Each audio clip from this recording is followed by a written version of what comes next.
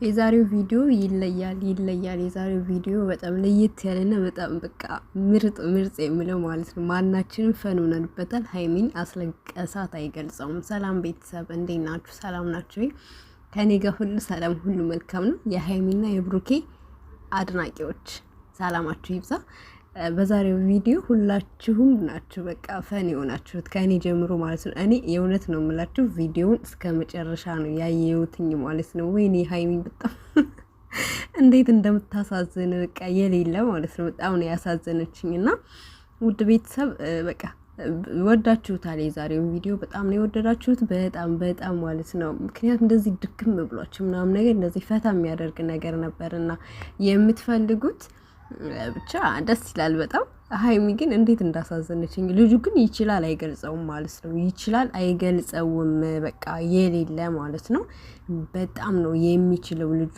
ፕራንክ ያደረጋት ልጅ በጣም ነው የሚችለው። ብሩኬ ግን ነፍስህ አይማርም፣ የእውነት ነፍስህ አይማርም። በዚህ ልክ ተንከሲስነት። ሲቀጥል ደግሞ 2 ቀን 3 ቀን የቀረኝ እያለ ነው ልመለስ ምናምን እያለ ነው።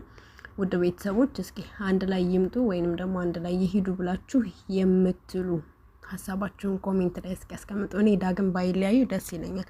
ብሩኬ ወደ ዱባይ ልመለስ ነው እያለ ነበረ። ያው ምንም ማድረግ አይቻልም። ሀይሚ ግን እንዴት እንዳሳዘነችኝ የኔ ናት። በቃ ልታለቅስኩ ምንም አልቀራትም። የልጁ ተንከሲስነት ደግሞ ተዋቶለታል። የእውነት ተዋቶለታል ነው።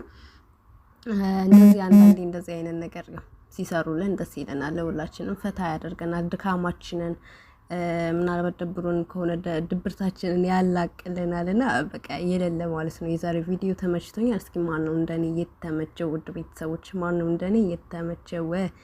እና ውድ ቤተሰቦች እስኪ የሀይሚ ቤተሰቦች ወዳጆች 5 ያስገቡኝ እስኪ ሰወዳችሁ